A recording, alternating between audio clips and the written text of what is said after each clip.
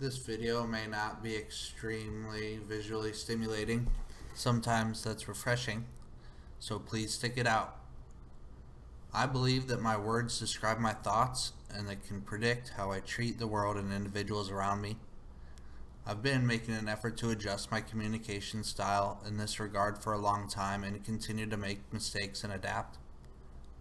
I was at my cousin's graduation party recently and was sitting under a big canopy with some of my family members, and my cousin and his friends of high school age were out playing bags in the yard. I was describing an individual in the yard to my mother, and at that moment I was trying to choose a certain attribute that would most efficiently point out this individual. He happened to have a knee brace, but he also happened to have a unique, pretty blue shirt on. I found myself describing him as the one with the knee brace. This happened to be a fairly efficient way of singling him out. In that moment, I wasn't trying to single him out for negative purposes. I wasn't trying to be ableist, and I wasn't pretending as if I didn't see his level of ability. I was just trying to distinguish them, one person from another. This may not be viewed as a very big deal, but it is an opportunity for me to practice. I thought if I were in the yard and heard someone describe me, how cool it would be if they would have pointed out me by my awesome shirt instead of the one with the wheelchair.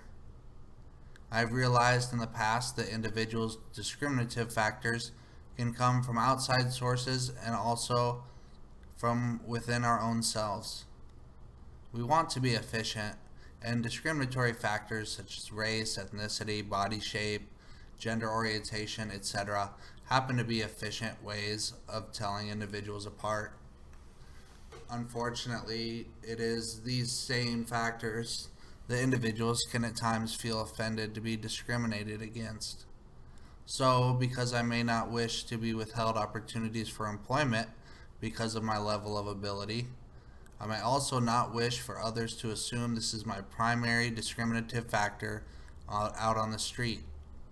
Also, I may not only communicate in a way I feel respects other individuals, but can also serve as a projection to others around me that I do not wish my level of ability, for example, to be assumed as my primary discriminative factor simply because it can be perceived as the easiest.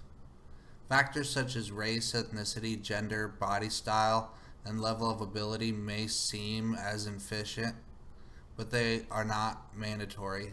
They are simply common and uncreative. What's the difference between a factor like a knee brace and a factor like an awesome blue shirt?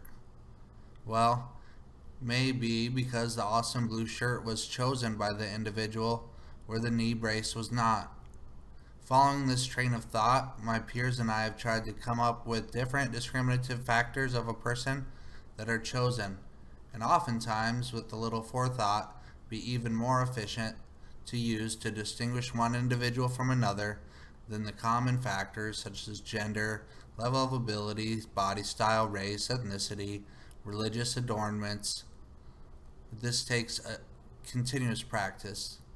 I personally try to utilize person or individual first language because to me it is the most basic identity first, and because it is the first, I feel it is communicated as the most important, just to be treated as a human. I have thought, if I am describing someone and right after the first word a bomb blows me away, I would most like to get out that the person I'm describing is a human rather than some other factor. Folks may think that this would never ever happen, but I didn't think I would break my neck. And that also happened all of a sudden. So I used a person first, just in case. Even though they can't hear me, I want to respect a person's identity. When using the ye old common factors, I can make mistakes. Possibly an individual would prefer to be known as black instead of African American, or a woman instead of a man. It is not in my realm to know these preferences, but a blue shirt is a blue shirt, and a beard is a beard. So this practice is not only funner to me, I feel it's also safer. I did not create this line of thinking or start it. It's just been inspired to me from individuals I know and studies I have completed. So I'll try to list some below. And I also don't have this video closed caption, so I'll do better next time. Thank you so much.